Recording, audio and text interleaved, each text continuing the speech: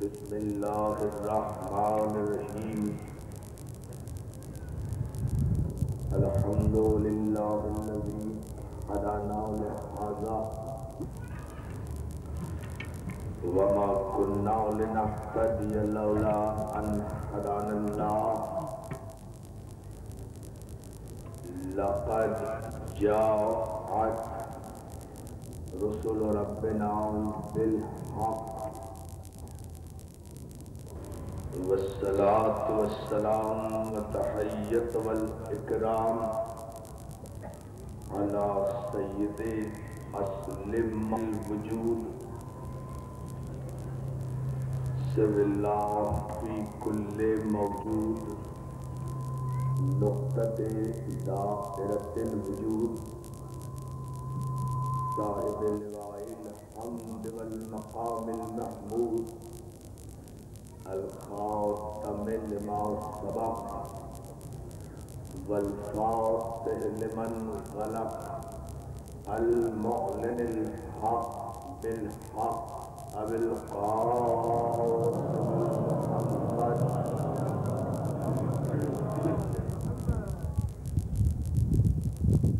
وآله الطيبين الطاهرين المعصومين المنتجبين المظلومين ولعنة الله على أعدائهم أجمعين من يومنا هذا إلى يوم الدين أما بعد فقد قال سبحانه وتعالى في محكم كتابه الحكيم الله يحب الذين يقاتلون في سبيله صفا كأنهم بنيان مرصوص صلوات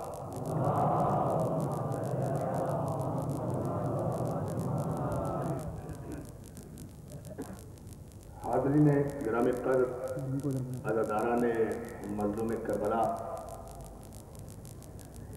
آپ کی مسلسل توجہات اور ذوق ایمانی پر آپ کا شکر گزار ہوں۔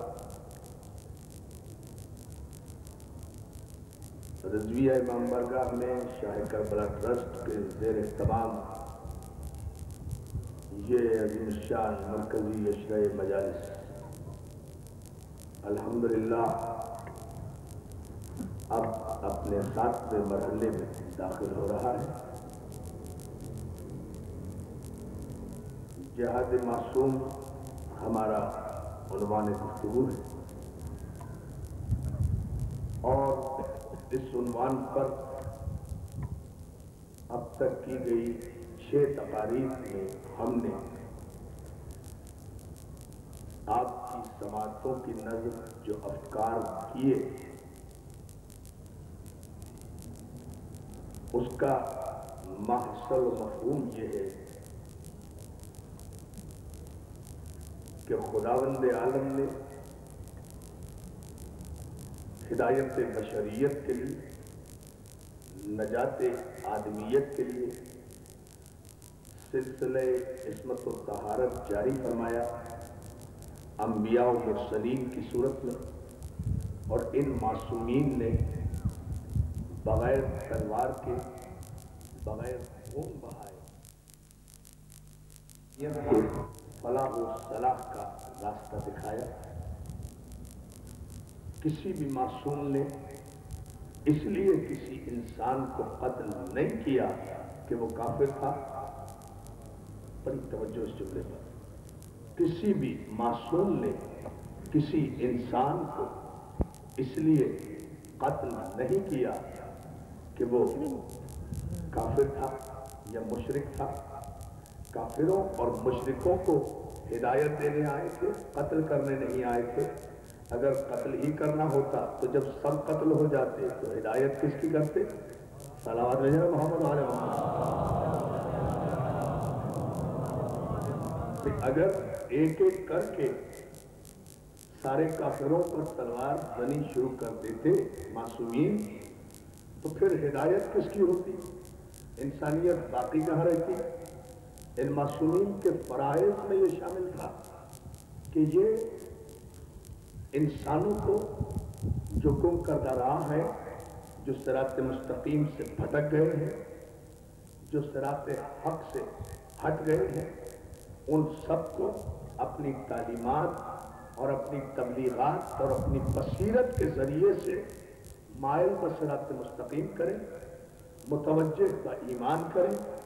یہی ان کے کردار کی بلندی تھی اور یہی ان کا طریقہ جہاد تھا۔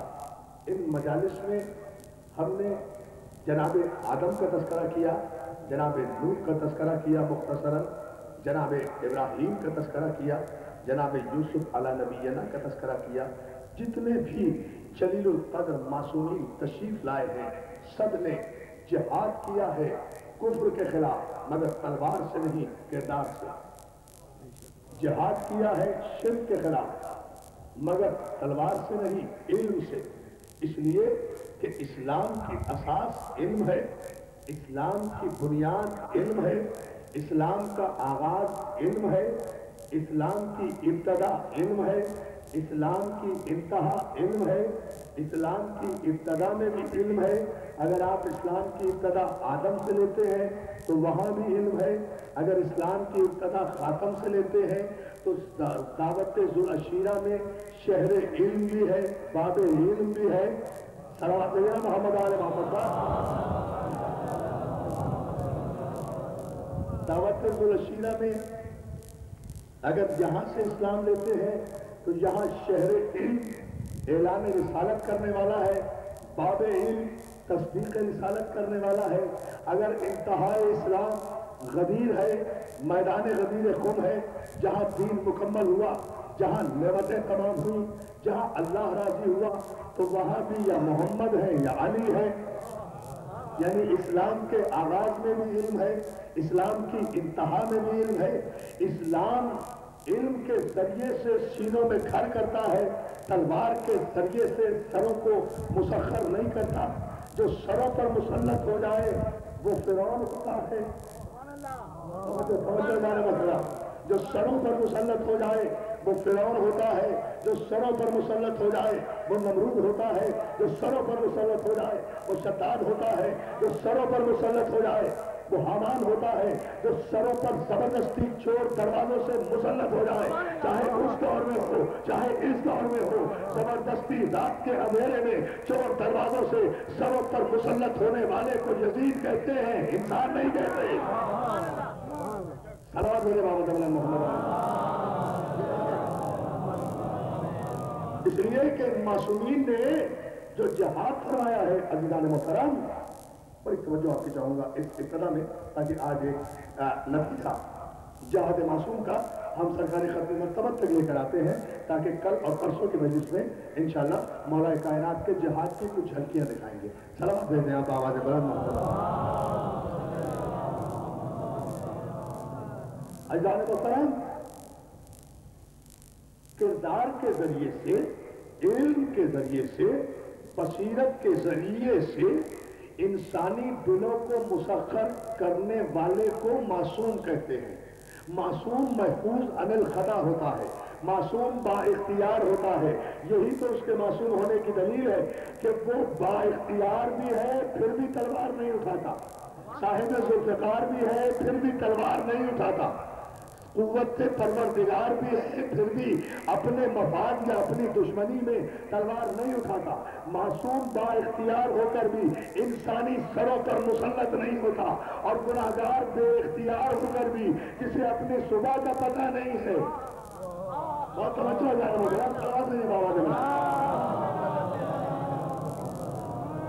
جسے اپنی صبح کا پتہ نہیں ہے، جسے اپنی شام کا علم نہیں ہے، جسے یہ بھی معلوم نہیں کہ اگلے دن میں تخت پر ہوں گا یا نہیں ہوں گا، اقتدار میں ہوں گا یا نہیں ہوں گا، زمین پر ہوں گا یا فضا میں ہوں گا، فضا میں ہوں گا یا خلا میں، جس کو یہ بھی پتا نہ ہو کہ کل میرا حشر کیا ہونے والا ہے، کل میرا انجام کیا ہونے والا ہے۔ عزیزان محترم، وہ بے اختیارے محض ہونے کے باوجود بھی انسانی سروں پر مسلط ہو جاتا ہے، لیکن معصوم سارے اختیارات رکھتے ہوئے بھی، ایسے اختیارات رکھتے ہوئے بھی کہ جب چاہے چاند کو دو ٹکڑے کر دے، جب چاہے ستارے کو اپنی ڈیوری پر پر اتار دے، جب چاہے ڈوبتے ہوئے سورج کو پلٹا دے، جب چاہے شیر قالین کو مجسم شیر بنا دے، جب چاہے دو انگلیوں میں خیبر کے دروازے کو اس طرح پلٹ دے جیسے صحیح طالب علم اپنی کتاب کا ورق پلٹتا ہے۔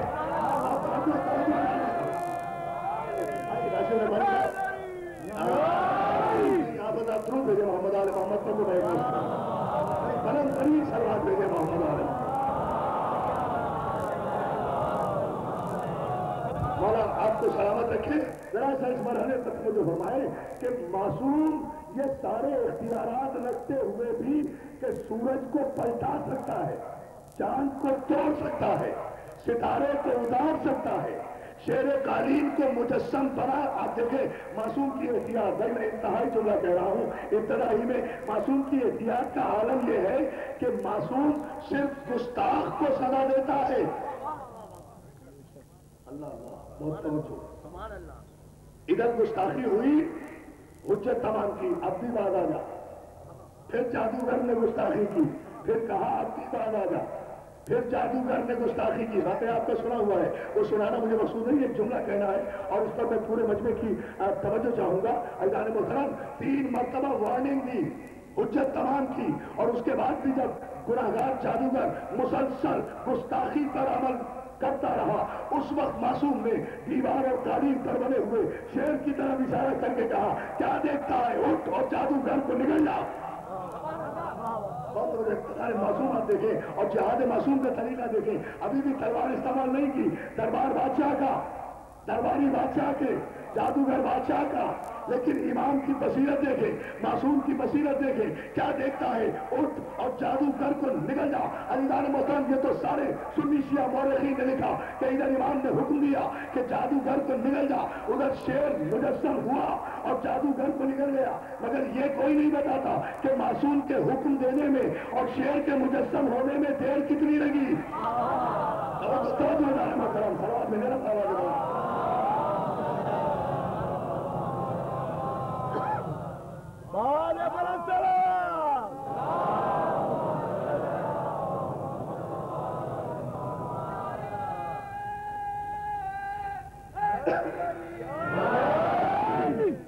بہت شکر گزار ہوں آپ کا، مولا آپ کو سلامت رکھے۔ ایک تاریخی فیصلہ انشاءاللہ اس رضویہ امام بارگاہ کے تاریخی اشرے سے لیں گے، مولا سلامت رکھے۔ رضویہ امام بارگاہ کا یہ اشرا پورے شہر کا مرکزی اشرا قرار پا رہا ہے، آپ حضرات کے تعاون سے پر نور مجالس ہو رہی ہیں، اللہ ان ٹرسٹیز کو سلامت رکھے، خصوصاً ہمارے یاور صاحب کو، ہمارے حسن اکبر صاحب کو، ان کے ساتھیوں کو، ان کے بزرگوں کو، ان کے سینئر ساتھیوں کو اور منتظمین کو، ہمارے اسکاؤٹس کو، ہمارے والنٹیئرس کو کہ جو اپنی بے پناہ صلاحیتوں کے ساتھ مومنین کی تمام تر سہولتوں کا انتظام کر رہے ہیں۔ میں آپ سے مسلسل گزارش کر رہا ہوں کہ ہمارے ٹرسٹ کے والنٹیئرس حضرات، ان کے بیچز لگے ہوئے ہیں، وہ دروازے پر بھی موجود ہیں، مجلس کے گرد بھی موجود ہیں، آپ جاتے ہوئے جو بھی معاونت کر سکتے ہیں ان حضرات کی وہ معاونت کیجئے، یہ سوچ کر کیجئے کہ حسین بڑے خوددار امام کا نام ہے، حسین بہت خوددار مولا کا نام ہے، حسین کسی کا قرض نہیں رکھتا۔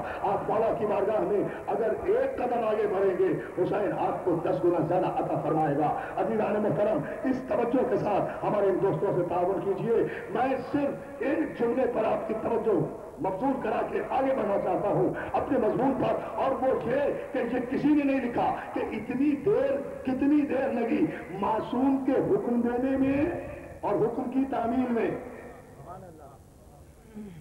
نہیں دوستو ایسے نہیں، آپ کو تو اس پر بہت غور کرنا ہے۔ باقی آپ کو سنا ہوا ہے، نتیجہ ایک جہاد معصوم کے عنوان سے ہم دینا چاہتے ہیں، اور بہت خوبصورت نتیجہ اگر آپ نے غور فرمایا، قالین پر بنا ہوا ہے شیر، کھچی ہوئی ہے آڑی ترچھی لکیریں، امام حکم دیتے ہیں، اور آج کے سائنسی دور میں امام کا یہ اقتدار، معصوم کا یہ جہاد اور ابھر کر سامنے آئے گا۔ سائنس کہتی ہے کہ کسی شے کی تخلیق کے لیے، کسی شے کی کریشن کے لیے، عزیزان محترم کسی شے کی کریشن کے لیے یا مادے کی ضرورت ہے، میٹر کی ضرورت ہے یا روح کی ضرورت ہے۔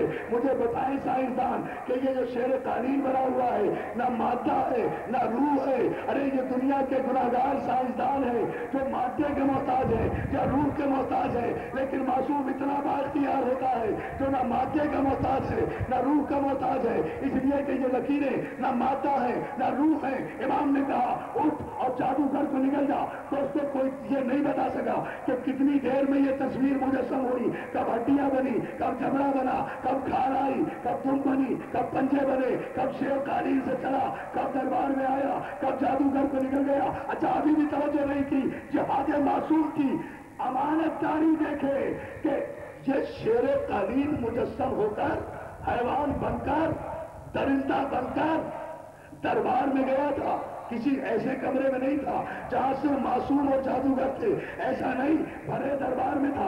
500 दरबारी भी बैठे हैं, बादशाह भी बैठे हैं। हैवान को ये तमीज किसने अदा की कि वो सिर्फ जादूगर पे हमला करे, जादूगर को निकल जाए। अदादारों यही जहाज मासूम होता है कि कोई तारीख नहीं बताती कि किसी दरबारी पर हमला किया हो, किसी और पर झपटा हो। दरिंदा है मगर पहचानता है कि इमाम का दुश्मन कौन है।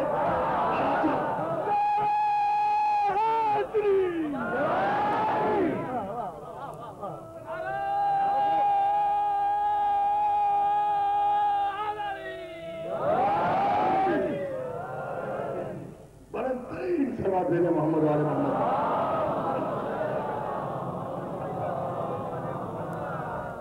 दरिंदा है, हैवान है, मगर ये पहचानता है, ये जानता है कि मासूम का दुश्मन कौन है। और ये एहतियात है जिहाद मासूम की। वरना जो तस्वीर को मुजस्सम कर सकता है वो सारे दरबार को हलाक भी करवा सकता था, वो सारे दरबार को हलाक भी करवा सकता था बादशाह के लिए, लेकिन मोहलत देता है मासूम। दोस्तों पूरी तवज्जो, मोहलत देता है मासूम। ये मासूम की बसीरत होती है। मासूम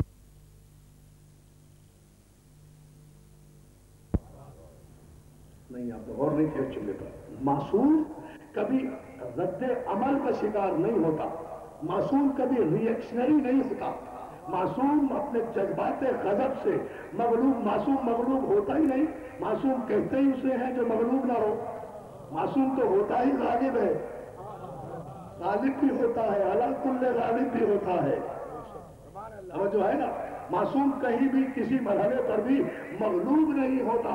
बसीरत मासूम को न समझने वाले चाहे शक करते रहे, लेकिन मासूम मुस्तकबिल पर नजर रखता है। अजीज़ान मोहतरम, जब लोग जंग पर आमादा होते हैं मासूम सुलह कर लेता है। सलावत है मोहम्मद वाले मोहम्मद।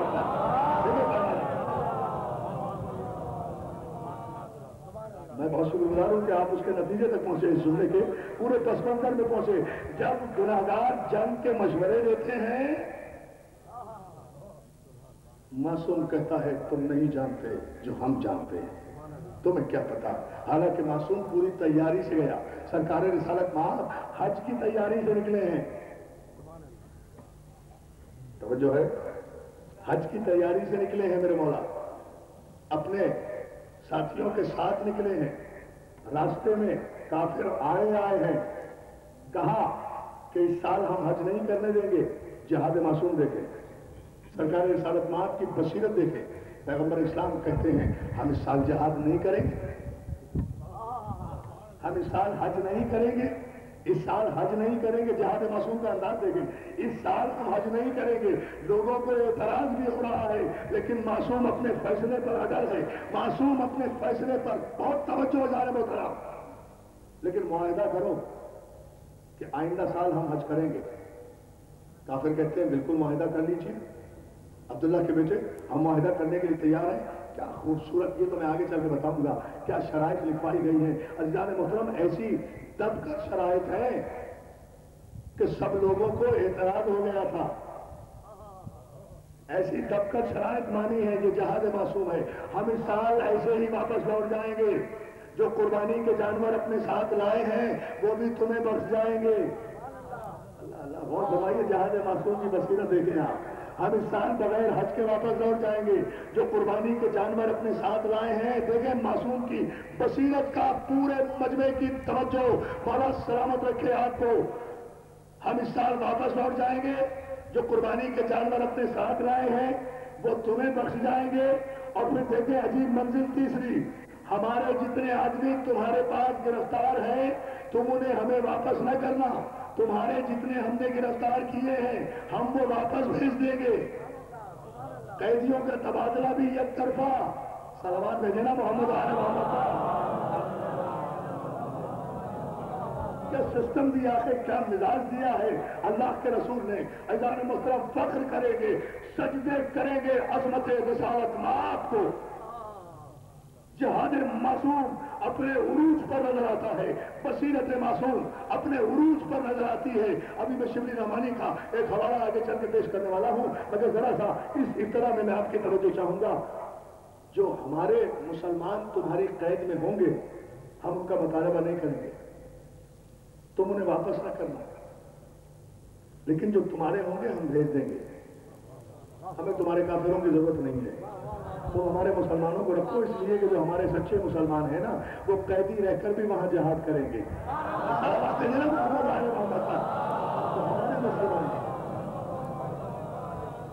بات توجہ، جو ہمارے ہیں، جو ہمارے سچے مومن ہیں وہ وہاں رہ کر جہاد کریں گے، اس لیے کہ جو دل کی گہرائیوں سے، بہت توجہ جانے محترم، جو دل کی گہرائیوں سے اقرار توحید کر چکے ہیں، جو دل کی گہرائیوں سے اقرار نبوت کر چکے ہیں، وہ کہیں بھی رہیں ہمارے رہیں گے.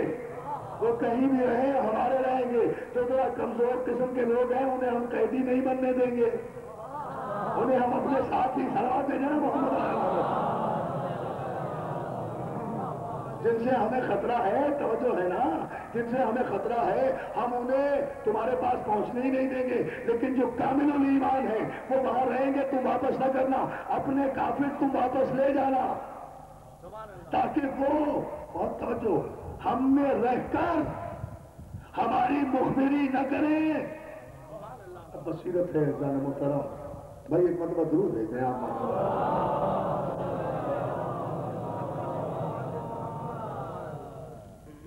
ایک مرتبہ اور صحابہ سے بلند درود بھیجیں. توجہ ہے نا جان محترم. یہ وہ منزل فکر ہے کہ جس پر ملت مسلمہ کو ادب و احترام کے ساتھ غور کرنا چاہیے، علمی انداز میں غور کرنا چاہیے کہ یہ کون سی بصیرت تھی سرکار رسالت مآب کی، جہاں اللہ کے رسول نے صلح حدیبیہ کی ہے اور عزیزان محترم اتنی دب کر شرائط منظور کی ہے کہ بہادروں کو اعتراض ہو گیا تھا اور یہاں تک کہہ دیا تھا کہ جتنا مجھے آپ کی نبوت میں آج شک ہوا ہے، آج سے پہلے کبھی اتنا نہیں تھا. مطلب یہ ہے کہ اس سے پہلے بھی تھا.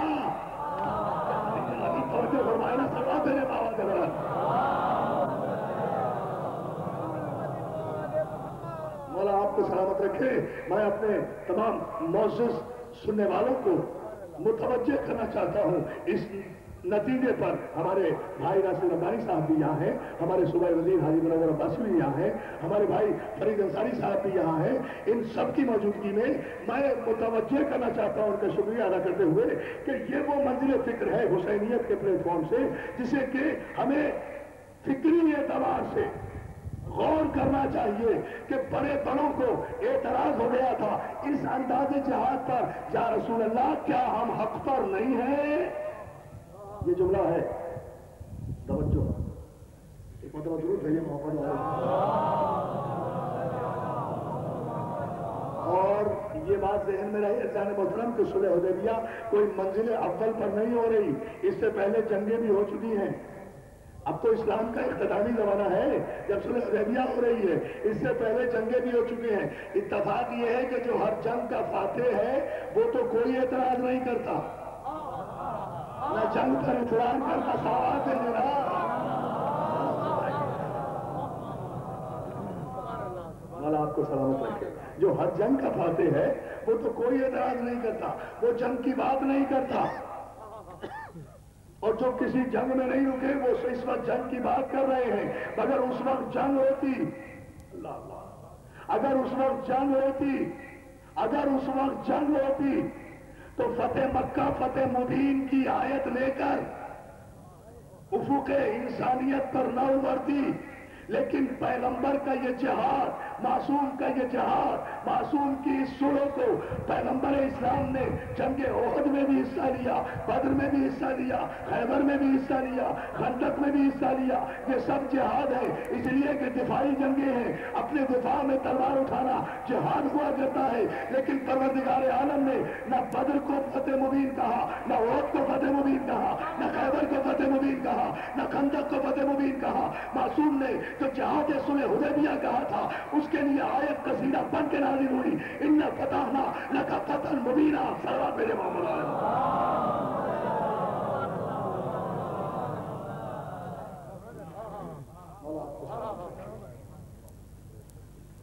یاد رکھیں ایک جملہ اور عرض کرتا چلو اس مسئلے پر کہ جہاد بالسیف جہاں ہوتا ہے نا، تلوار سے جہاں جہاد ہوتا ہے وہاں آتا ہے نصر من اللہ و فتح قریب. وہاں اللہ کی نصرت ہوتی ہے اور فتح قریب ہوتی ہے. لیکن جہاں جہاد بالقلم ہو وہاں نصرت کی خبر نہیں آتی، وہاں فتح مبین کی آیت آتی ہے. اللہ اللہ، وہاں فتح مبین کی آیت آتی ہے.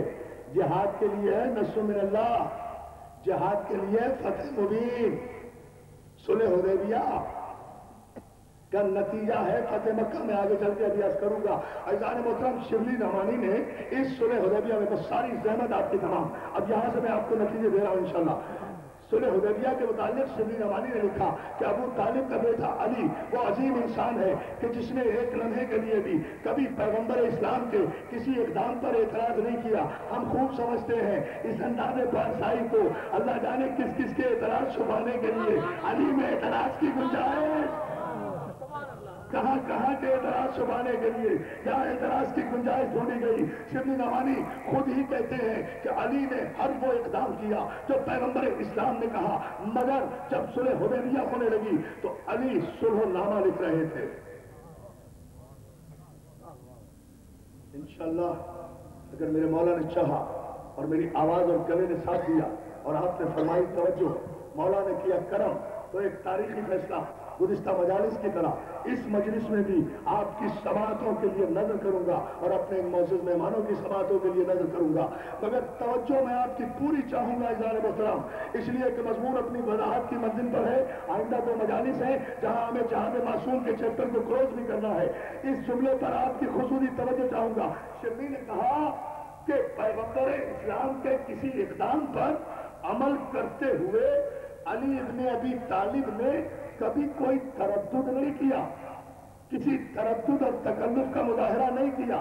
لیکن جب صلح نامہ لکھا جا رہا تھا تو علی نے سب سے اوپر لکھا یہ معاہدہ ہے کافروں اور محمد رسول اللہ کے درمیان.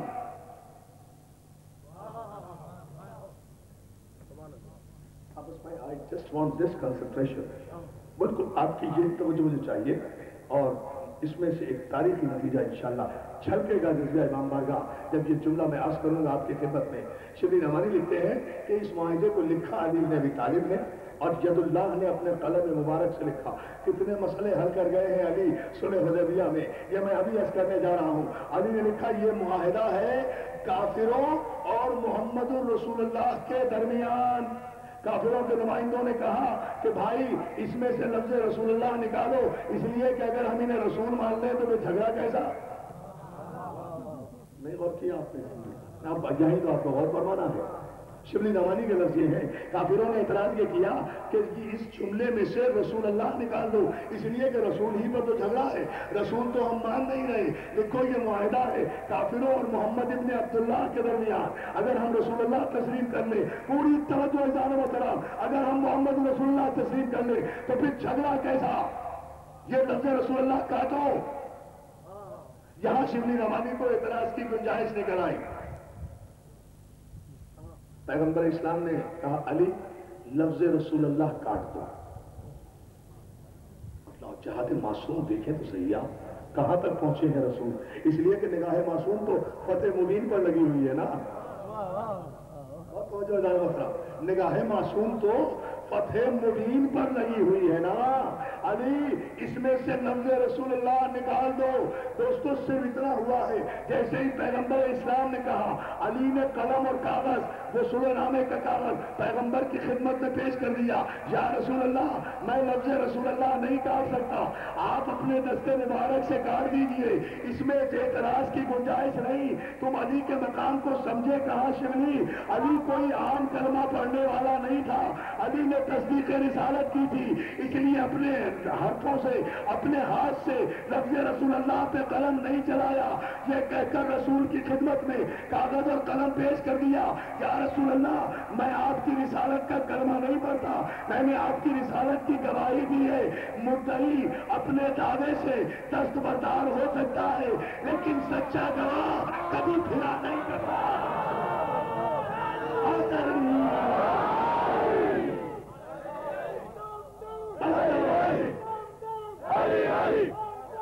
کی توجہ چاہتا تھا عزیزان محترم، علی نے آپ نے غور نہیں کیا اس جملے پر، پھر غور کر لیں، گفتگو اور معراج پر چلی جائے گی، آپ کی تولہ کے کوثر میں اور خوبیاں آ جائیں گی۔ اگر آپ نے ذرا سا غور کیا، علی نے کہا یا رسول اللہ یہ لفظ رسول میں نہیں کہہ سکتا، اس لیے کہ میں نے تصدیق کی ہے، آنے والا مورخ لکھ دے گا کیسا گواہ ہے۔ اللہ اکبر، کیسا گواہ ہے جو اپنے ہاتھ سے خود لفظ رسول پہ قلم چلا رہا ہے۔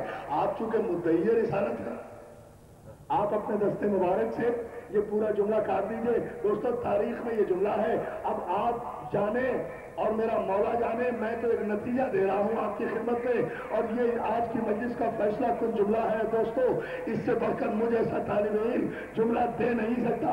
علی نے لفظ رسول اللہ کو اپنے دستے مبارک سے نہیں کہا بلکہ قلم اور کاغذ رسول اللہ کو دے دیا۔ سرکار آپ اپنے دستے مبارک سے یہ جملہ کاٹ دیجئے، جو چاہے جملہ لکھ دیجئے۔ سرکار نے قلم، توجہ توجہ توجہ، سرکار نے قلم ہاتھ میں لیا، کاغذ ہاتھ میں لیا، اپنے ہاتھ سے جملہ کاٹا، لفظ محمد ابن عبداللہ لکھا، اے ابو طالب کے بیٹے میں تیری بصیرت کے قربان، تو نے رسول کو کاغذ اور قلم دے کر قیامت تک کے سیرت نگاروں کے منہ پر تماچا مار دیا۔ اب نہ کہنا کہ رسول لکھنا پڑھنا نہیں جانتا۔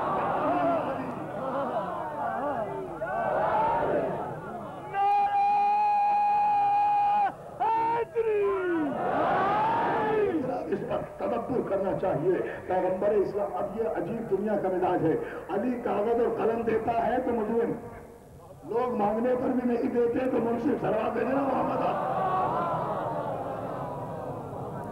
لیکن صلح حدیبیہ وہ پیمانہ ہے، وہ معیار ہے جو فتح مبین کی علامت قرار پائی، فتح مبین کی علامت قرار پائی۔ اسی ایک صلح نے فتح مکہ کا راستہ بھی ہموار کیا، جہاد معصوم، فتح مکہ کا راستہ اور معصوم کا جہاد دیکھے۔ اسی کے نتیجے میں چند مہینے گزرنے کے بعد میرے مولا مجھے طاقت دینے میں یہ جملہ پہنچا دو کسی طرح نتیجے کے طور پر آپ کی سماعتوں تک، چند ہی مہینے گزرنے کے بعد، صلح حدیبیہ کے چند ہی مہینوں کے بعد فتح مکہ نصیب ہوئی، اور اللہ کا رسول 10,000 کا لشکر جرار لے کر، تاریخ کے جملے یہ ہیں، 10,000 مسلمان تھے پیغمبر اسلام کے جلوں میں جب آپ فاتح اعظم کی حیثیت سے مکے میں داخل ہوئے۔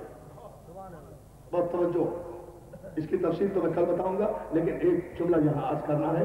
10,000 چمکتی ہوئی تلواروں کے ساتھ، لیکن جب حدود مکہ میں پہنچے سرکار نے حکم دیا، جہاد معصوم دیکھیں، سرکار نے حکم دیا اپنی تلواریں میانوں میں ڈال لو، لشکر کی دہشت نہ ہو مکے والوں پر۔ یہ وہی مکہ ہے نا جہاں سے مجبوراً نکالے گئے تھے، لیکن معصوم کا ضرب دیکھیے کہ اپنی تلواریں میانوں میں ڈال لو تاکہ کسی پر دہشت طاری نہ ہو۔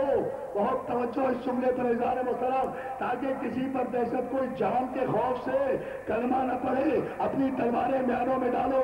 10,000 کے لشکر نے اپنی تلواریں میانوں میں ڈالی، پیغمبر اسلام آگے آگے ہے، سارا جنگ کی ہے، ہم نے جاہلیت کی ہے، ہم نے رسول کے چچا حمزہ کا کلیجہ چبایا ہے، ساری باتیں کافروں اور مجرموں کے ذہنوں میں آ رہی ہیں، اس لیے کہ فکر معصوم کو کفر سمجھ ہی نہیں سکتا۔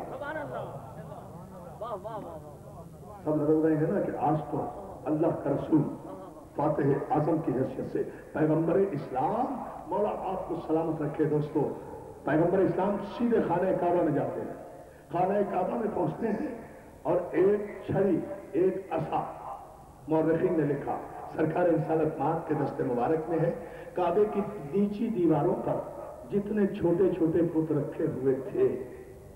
اصل میں مسئلہ یہ تھا دوستو کہ عرب میں جتنے قبیلے تھے اتنے بت تھے کم وقت،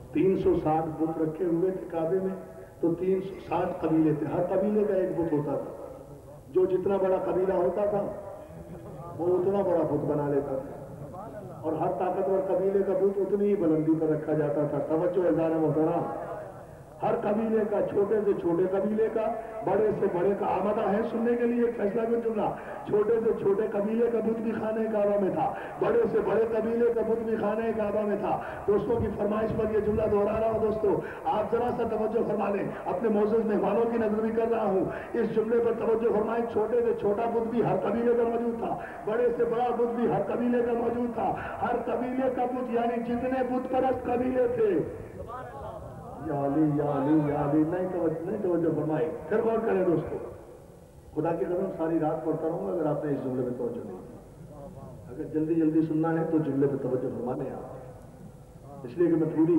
مجلس کا ماحصل آپ کی خدمت میں پیش کر رہا ہوں۔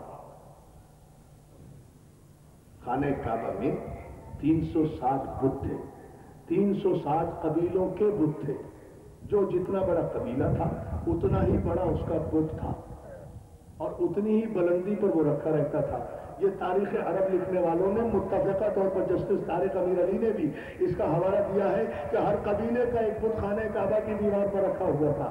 دیواروں پر، ساقوں پر کوئی جگہ ایسی نہیں تھی یا بظاہر روزے قبیلہ پیدا ہوتا تھا، روزے بت بنا دیتا۔ یہ قبیلے جب بھی پیدا ہوتے ہیں بت بنا دیتے ہیں۔ توجہ ہے محترم، روز ایک قبیلہ پیدا ہوتا تھا، روز ایک بت بنا دیا کرتے تھے۔ اس طرح سے تعداد بڑھتے بڑھتے 360 بتوں کی تعداد خانہ کعبہ میں ہو گئی۔ مولا آپ کو سلامت رکھے۔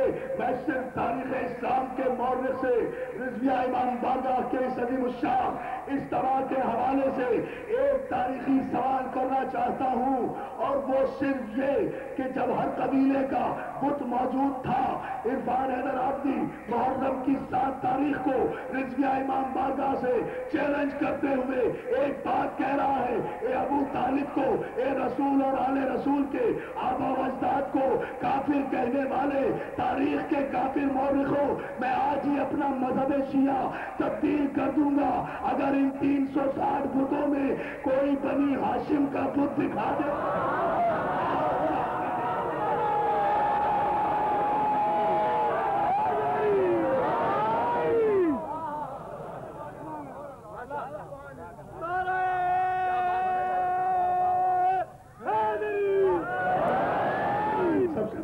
بنی ہاشم کا تھا، یہی کلید بردار حرم تھے، یہی کلید بردار حرم تھے، یہی وارث کعبہ تھے۔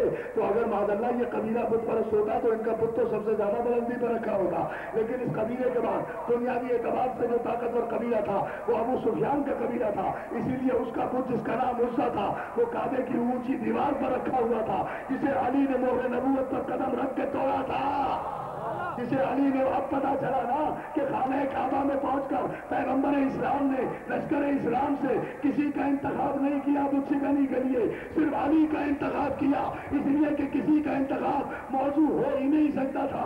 اگر لشکر میں سے کسی کو لے لیتے تو ہر قبیلے کا بت وہاں موجود تھا۔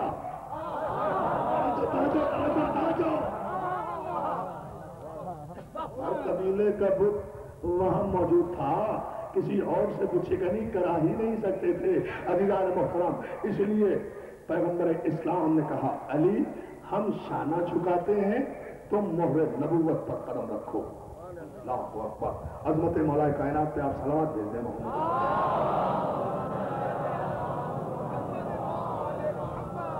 علی ہم شانہ جھکاتے ہیں، تم مہر نبوت پر قدم رکھ کر جو بت بلندی پر رکھے ہوئے ہیں ان بتوں کو توڑ دو۔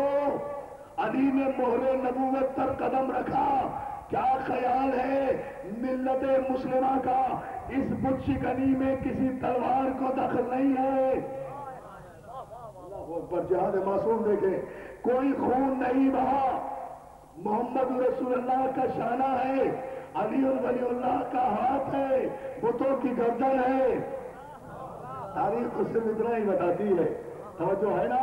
مہر نبوت پر اب مجھے نہیں پتا کہ علماء اکرام کیا کہیں گے، میں تو استدلال کی منزل پر ایک جملہ کہہ رہا ہوں۔ بھائی یہ مہر نبوت کیا تھی؟ اس مہر نبوت پر لکھا ہوا تھا لا الہ الا اللہ محمد رسول اللہ، لا الہ الا اللہ بھی آیت ہے، محمد رسول اللہ بھی آیت ہے کوئی مسلمان جو معاذ اللہ قرآن کی آیت پر پیر رکھ کر کھڑا ہو جائے تو اللہ اسے کافر اور مرتد کہہ دے، اس لیے کہ قرآن پر کسی کا پیر نہیں آیا کرتا مگر علی کے پاؤں مہر نبوت پر ہے، کس لیے ہے کہ قرآن پر کسی کا پاؤں نہیں آتا لیکن قرآن پر قرآن آ سکتا ہے۔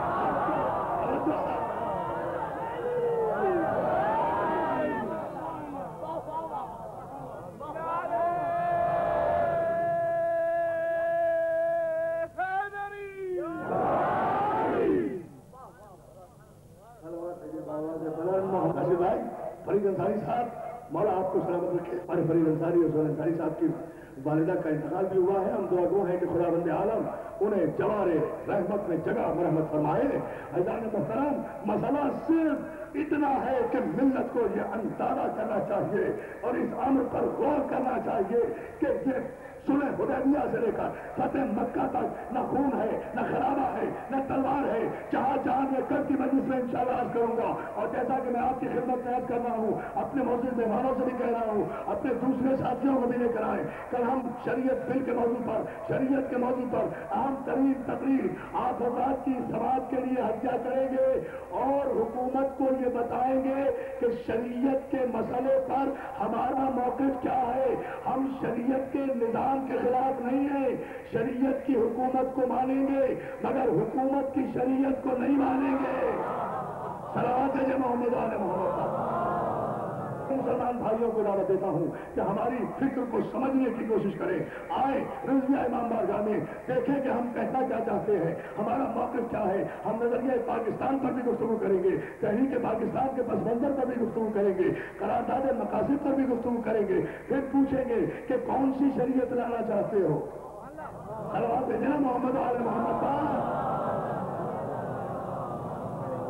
یہ تو تاریخ کا انقلاب ہوتا ہے نا، جس طرح وہاں فتح مکہ کے بعد لوگ مسلمان ہو گئے تھے، اس طرح یہاں سارے پاکستان کے ٹھیکیدار بن گئے۔ پاکستان کو ناپاکستان کہنے والے اور قائد اعظم کو کافر اعظم کہنے والے آج اسلام کے بھی ٹھیکیدار ہیں، پاکستان کے بھی ٹھیکیدار ہیں۔ یہی نقاب تو ہم چہرے سے اٹھانا چاہتے ہیں، ہم سے پوچھے بغیر، ہماری تائید کے بغیر، ہمارے مشورے کے بغیر کوئی قانون، کوئی شریعت اس ملک میں نہ پاس ہو سکتی ہے نہ نافذ ہو سکتا ہے، اس لیے کہ ڈرو اس وقت سے۔ ابھی تک تو ہم یہ کہہ رہے ہیں نا کہ پاکستان سب نے بنایا تھا، اس وقت سے جب ہم کسی بین الاقوامی عدالت میں جا کر مقدمہ دائر کر دیں کہ پاکستان بنانے میں جو حصہ ہمارا ہے وہ کسی کا نہیں ہے۔ جان محترم، یہی تو انقلاب ہے کہ اسلام کو اگر آپ دیکھیں، اسلام میں بھی ہم، پاکستان میں بھی ہم، اسلام نام ہے، ابو طالب کی بصیرت، خدیجہ الکبریٰ کی دولت اور علی کی شجاعت کا، پاکستان نام ہے، قائد اعظم کی قیادت اور راجہ صاحب محمود آباد کی دولت کا، اسلام بھی ہمارا ہے، پاکستان بھی ہمارا ہے۔ کسی کا اللہ نے بتایا، صلوات علیہ محمد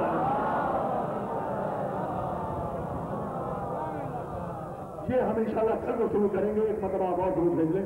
محمد علی صاحب کے والد کا، نور محمد انصاری صاحب کا انتقال ہوا ہے، والدہ کا نہیں، سہم ہو گیا مجھ سے۔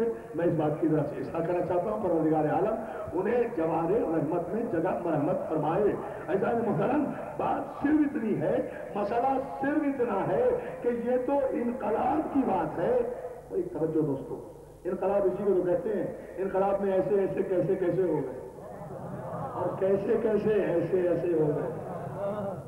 فتح مکہ کی بات یہی تو ہوا نا دوستو، ظاہر مکہ فتح ہو گیا۔ ایک جملہ کہوں گا جو سارے مورخین نے لکھا ہے، بت شکنی ہو گئی، سارے بت توڑ دیے گئے۔ ابو طالب کے غیور بیٹے نے خانہ کعبہ میں اپنی ولادت کا احسان کا بدلہ احسان کی صورت میں دے دیا۔ اے مجھے خانہ کعبہ میں، اے مجھے خانہ کعبہ میں پیدا کر کے کائنات کی سب سے بڑی فضیلت عطا کرنے والے میرے پروردگار، میری غیرت کا تقاضا تھا کہ جس کعبے میں تو نے مجھے پیدا کیا ہے اس کعبے میں کوئی بت نہ رہے۔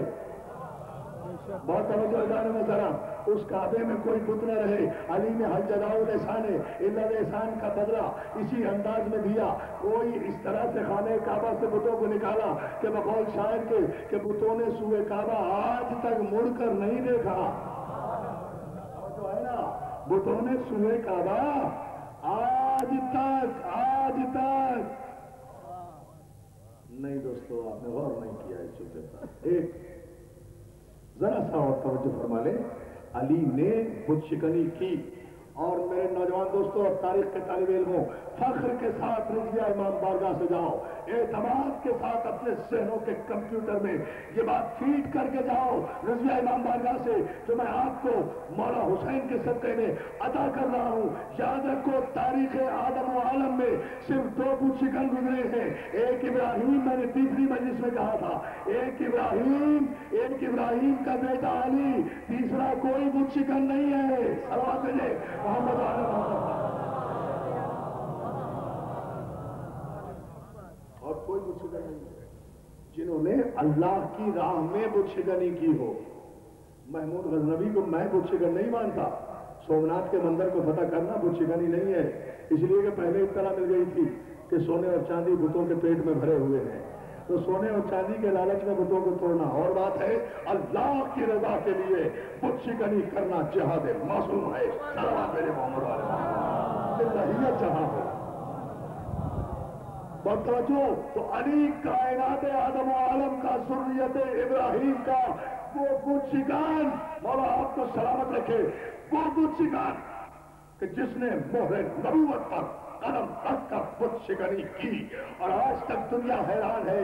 استاد قمر یاد آ گیا دوستو, ذرا سا توجہ فرمانے لطف آئے گا. میری ساری تقریر ایک طرف اور یہ شعر جو مجھے اتفاق سے موقع پر یاد آیا. استاد قمر جلالی کہتے ہیں مسلمانوں پہ حج فرض عیاں ہے.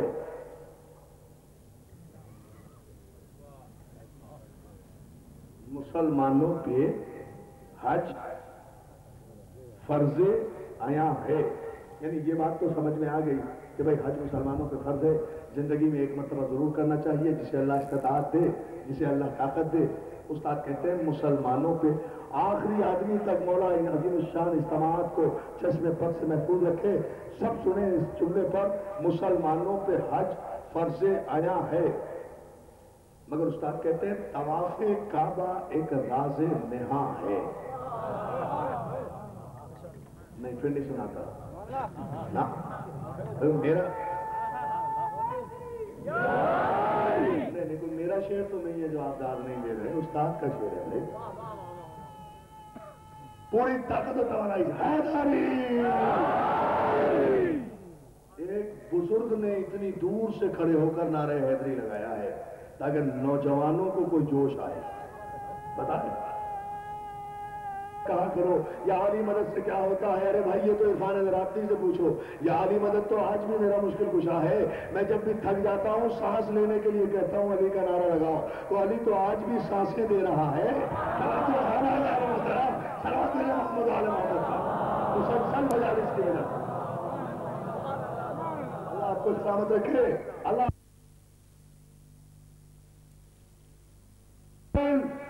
مسلمانوں پہ حج فرض عیاں ہے. طواف کعبہ ایک راز نہاں ہے. حج تو سمجھ میں آ گیا, لیکن یہ کعبے کے گرد جو چکر لگاتے ہیں نا حاجی صاحب, غور فرمائیے آپ ہی, بڑی خوبصورت بات استاد قمر جلالی نے کہی ہے. مسلمانوں پہ حج فرض عیاں ہے. طواف کعبہ, استاد کہتے ہیں کہ طواف کعبہ ایک راز نہاں ہے. یہ راز سمجھ میں نہیں آتا کہ یہ کعبے کا طواف کیوں کیا جاتا ہے. پھر خود ہی اس راز سے پتہ اٹھا رہے ہیں. اللہ آپ سب کو حج کرنے کی توفیق عطا فرمائے. آپ کو لطف آئے گا یہ شعر جب آپ کو طواف کرتے ہوئے یاد آئے گا. ہم نے بھی جب عمرہ کیا تھا وزیر اعظم کے ساتھ اور طواف کر رہے تھے تو ہمیں بھی لطف آ رہا تھا. استاد قمر جلالی کا یہ شعر ہمیں بار بار یاد آ رہا تھا کہ مسلمانوں پہ حج فرض عیاں ہے. طواف کعبہ ایک راز نہاں ہے. کیا راز ہے؟ حرم کے گرد پھر کر ڈھونڈتے ہیں بتوں کا توڑنے والا کہاں ہے.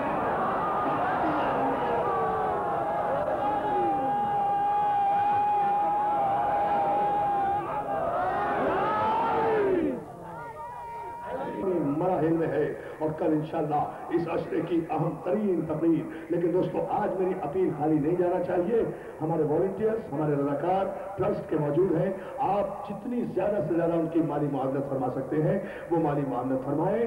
ہمارے یاور بھائی کی والدہ بہت علیل ہیں. ہم دعا گو ہیں کہ پروردگار عالم انہیں صحت کامل عطا فرمائے. اور جہاں جہاں بھی مومنین اور مومنات مریض ہیں ہماری دعا ہے کہ سید سجاد کے صدقے میں مولا ان سب کو صحت کامل عطا فرمائے. ایک اور مومنہ نے ابھی مجھے پرچی بھیجی تھی, ان کے یہاں بھی کوئی علالت ہے. میں دعا گو ہوں پروردگار عالم کی بارگاہ میں خدا امام حسین کے صدقے میں, جناب فاطمہ صغرا کے صدقے میں, بیمار صغرا کے صدقے میں, انتظار کرنے والی صغرا کے صدقے میں, بھائی کا انتظار کرنے والی صغرا کے صدقے میں مولا تمام مومنین و مومنات کو صحت کامل عطا فرمائے.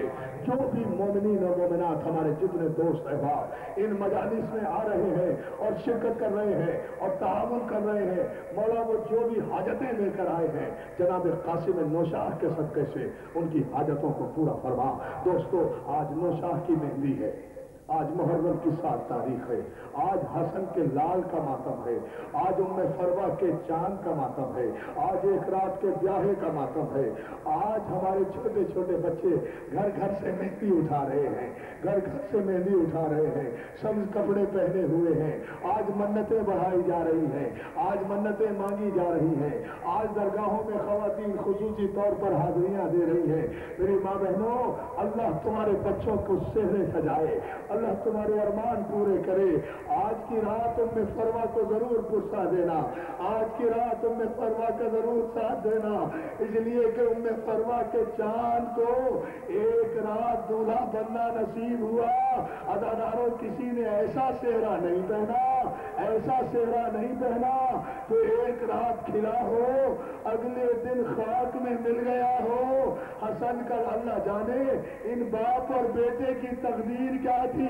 باپ کے جنازے میں اتنے تیر تھے,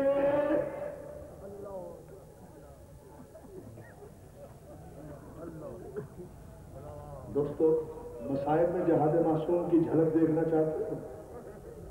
مصائب میں جہاد معصوم, اپنے عنوان سے مسلسل ہو جاؤں, یہ مولا کی عطا ہے, میری طاقت نہیں ہے. دوستو اگر دیکھنا چاہتے ہو تو یہ جملہ سن لو. حسن کا جنازہ لے کر حسین چلے ہیں. جنازے کے لیے حکم یہ ہے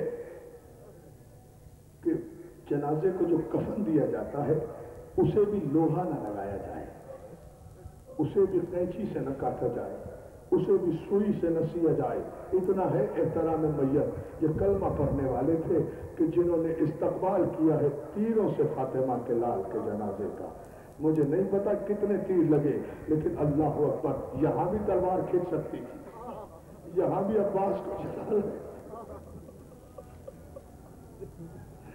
میں جناب قاسم پر بعد میں گفتگو کروں گا, 2 جملے پہلے سن لو. دوستو یہاں بھی تلوار کھینچ سکتی تھی, یہاں بھی کربلا بن سکتی تھی. جب حسن کے جنازے کا راستہ روکا گیا ہے, بنی ہاشم کے قمر کو جلال آیا ہے, جنازہ چھوڑ کر سیدھے گھر میں واپس آئے ہیں, دیوار پر لٹکی ہوئی تلوار کو عباس نے اتارا ہے. زینب نے راستہ روک کر کہا عباس کہاں جا رہا ہے؟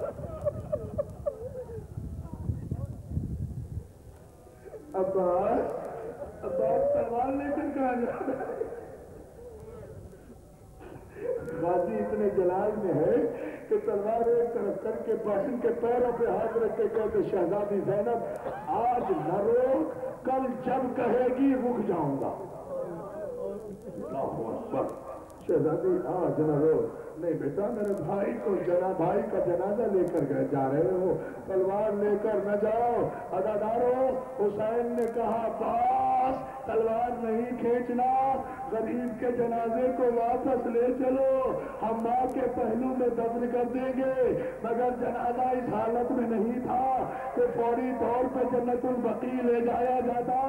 ادادارو مولا تمہیں سلامت رکھے, یہاں جنت البقیع کی شبیہ بن رہی ہے, اجڑی ہوئی جنت البقیع آپ ہی کے تعاون سے بنے گی. میں کل عرض کروں گا اس کے متعلق, آج ایک جملہ سن لو اور یہ مسائل کے لیے کافی ہو جائے گا.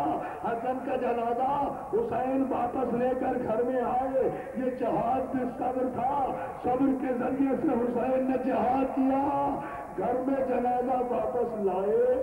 مجھے نہیں پتا کہ حسن کا جنازہ کس حالت میں تھا.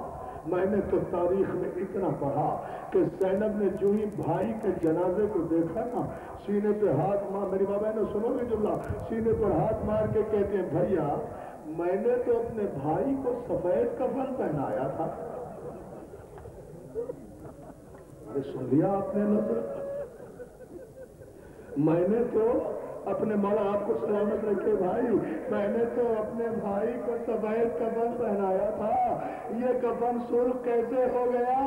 میری ماں بہنوں، اللہ تمہارے بھائیوں کو سلامت رکھے جن کے بھائی ہیں، فرصہ دیا کرو فاطمہ کی بیٹیوں کو، اس لیے کہ یہ قیامت صرف زینب و کلثوم نے دیکھی ہے جو زمین پر بیٹھی ہوئی بھائی کے جنازے سے تیر نکال رہی ہے، تیر نکالتی جاتی ہیں، روتی جاتی ہیں. میں جناب قاسم کے مسائل پڑھنے ایک جملے میں مگر اس پس منظر سے پڑھ رہا ہوں. عزیزانو، جناب امام حسن کی بیوہ کا نام ہے ام فرمان. اپنے وارث کی بے کسی کو نہیں دیکھا گیا، برداشت نہیں ہوا جب جنازے کو، اس لیے کہ غریب سے غریب آدمی کا جنازہ بھی بغیر دفن ہوئے کبھی واپس نہیں آتا، کتنا بھی غریب آدمی ہو. یہ تو فاطمہ کا لال تھا، یہ تو رسول کا نواسا تھا جس کا جنازہ مسلمانوں نے واپس بھیج دیا. عزیزانو، بس دو جملے اور مجلس ختم کر دوں گا. مولا آپ کو کوئی غم نہ دے سوائے غم حسین کے. اس جملے پہ توجہ کر لیں. جناب ام فرما زمین پہ بیٹھی سر کے بال کھولے ہوئے 2 برس کے قاسم کو اپنی گود میں لیے ہوئے کہہ رہی ہیں قاسم، ماں کو بڑا ناز ہوتا ہے نا اپنی اولاد پر، بیٹوں پر، قاسم قاسم قاسم، اگر آج تو جوان ہوتا تو تیرے باپ کا جنم اس غربت میں واپس نہ آتا. قاسم تو نے باپ کی غربت دیکھی ہے. قاسم اگر آج تو جوان ہوتا تیرے باپ کا جنازہ اس طرح گھر میں واپس نہ آتا. قاسم، ماں کی غربت کا خیال رکھنا، ماں غریب ہو گئی. 2 برس کا قاسم امام کا بیٹا ہے نا، اپنی معصوم زبان سے کہتا ہے اماں فکر کیوں کرتی ہو، مجھے جوان تو ہونے دو. ارے اماں، باپ کا تو لاشا بھی واپس آ گیا، تب تو مجھے اپنا بیٹا کہو گی، میرا تو جنازہ بھی نہیں آئے گا. لاش کے